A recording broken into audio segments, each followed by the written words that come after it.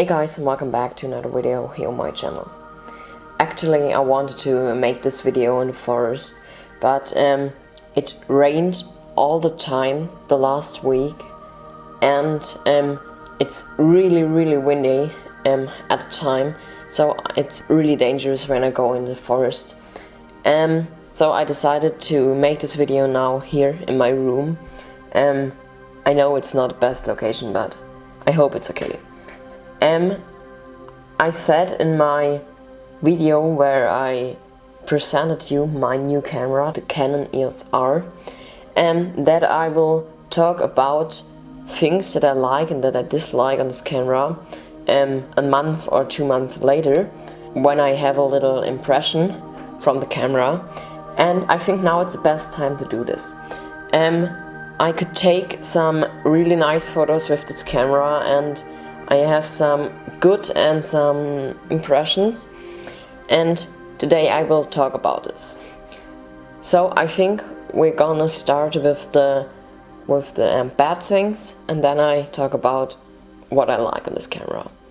Okay, the first thing that I dislike on this camera, or what I miss on this camera, is the animal or bird eye autofocus. I think that's really pity, because often I have a situation that a little bird, a pluted or any little bird, is sitting in a tree, and I can't focus really good with the single autofocus point. And I think, or I don't understand why Canon made no eye autofocus, no animal eye autofocus in. But yeah, it is what it is, and I think with a bit practice I can do it. Okay, the next fact that is a bit bad is that the camera can only manage 8 photos per second in manual focus or one-shot autofocus, and only 5 photos per second in the autofocus. And I think that's sometimes really difficult, because when you have a bird, a little bird, for example a tit, which is flying over you, then it can be really difficult to make a really good photo. And I wish the camera can manage, I don't know, 12 photos per second. I think that's enough. I think the most of the time you don't need 20 photos per second, but I think 5 photos per second, it's not really enough in most of the situations. Okay, the last bad property on this camera is the touch bar. So I mean this thing here, I hope you can see it, and as you can see, there's no joystick. And I don't know what Canon thought when they built this camera. I don't know why they omitted the joystick. I can't say to you, and I think it's a bit funny and a bit sad. Yeah, but I think it is what it is. Okay guys, I think I talked enough now about the things that I dislike on this camera, and now I will talk about the things that I like. And there are a lot of things that I like, and I think that's a really good camera. The first thing is that the camera, the Canon EOS R, is a full frame and a mirrorless camera. And I know that's obvious, but I like this so much.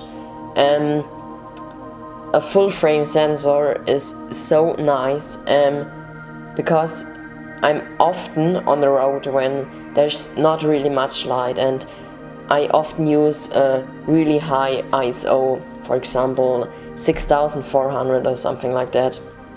And it's so nice that there's no ISO noise when I put the ISO a bit higher.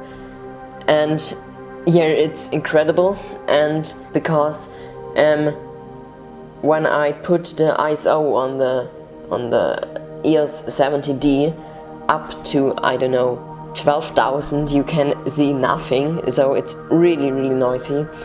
And here on this camera it's yeah, it's a bit noisy, but it's okay, and you can see what the photo is about. And here I think the benefit of a mirrorless camera and not a DSLR camera is that when you make a photo, it's much more quiet, and sometimes when you photograph animals, for example deer, and they're close to you, then you don't scare them away and they don't know that you're there. And here that's a really good benefit of the mirrorless system. Okay, the next thing that I really like on the camera is that it has 30 megapixels, and I know a lot of you say now 20 megapixels like the EOS R6 has or the EOS 70D are enough for me, and I can understand it. When you have a 600mm lens, it's enough, I know, but I only have a 200mm lens right now, and when I photograph birds, I often crop in the post-production or in the editing, and then it's really good to have a little puffer, because when I crop in a bit, then I often have 20 or 15 megapixels left, and that's really nice and helpful. Another thing that I really like is the tiltable display. You can turn it 360 degrees, so like this, and that's really helpful. For example, when you photograph something on the ground, and you can turn the display around, so you can look from up to the display and you see everything, and you don't have to lie down. And when I film myself, then I can turn it like this, and I can see me here, and that's really helpful and a nice feature. And I think the some other markets like Nikon or Sony can look up to Canon and make this too, because I think that's a really nice feature. Okay, I think what I say now can surprise you a bit, because it's the autofocus. And I know I said that I miss Animal-Eye-Autofocus, and that's right, but when I look to the 70D and when I remember how often I said, oh my gosh, that's so a bad autofocus, and now I have the EOS R, and I'm so happy with the 1-point autofocus, or I don't know the really correct name, but the autofocus, the normal autofocus point. And yes, it's really precise, and it's often really useful, and I'm really thankful about it. My final point is that the camera has a super finish and a good handling. I can show it to you. I have my camera here. So when I have this camera in my hand, it feels just amazing, and it feels really safe. And I think that's really important. When you go out, you have to know your camera, and you have to live on this camera. And I think that's really important. So I think that's always by Canon, and I'm really thankful about this. I talked a lot about good and negative things on the Canon EOS R, and now I will say my own meaning. And is the Canon EOS R a good camera for wildlife? I asked this question myself again and again, and I don't know it exactly. I think there are a lot of better cameras for wildlife photography and action photography. I think wildlife photography and action photography are two different photography types, I say now.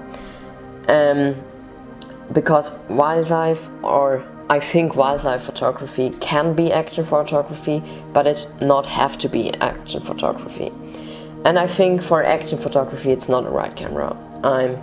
I'm sure it's not the right camera, because I think 5 photos per second are not enough, and if you have an animal which is moving really fast, you have to use a eye autofocus.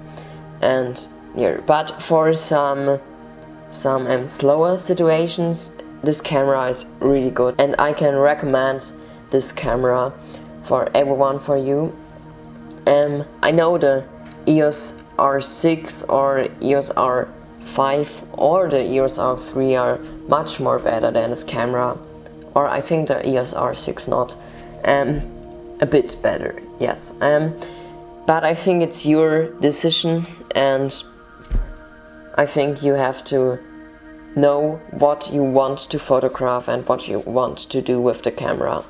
I hope you have a little impression now what I think about this camera, and see you in my next video, or see you on Saturday.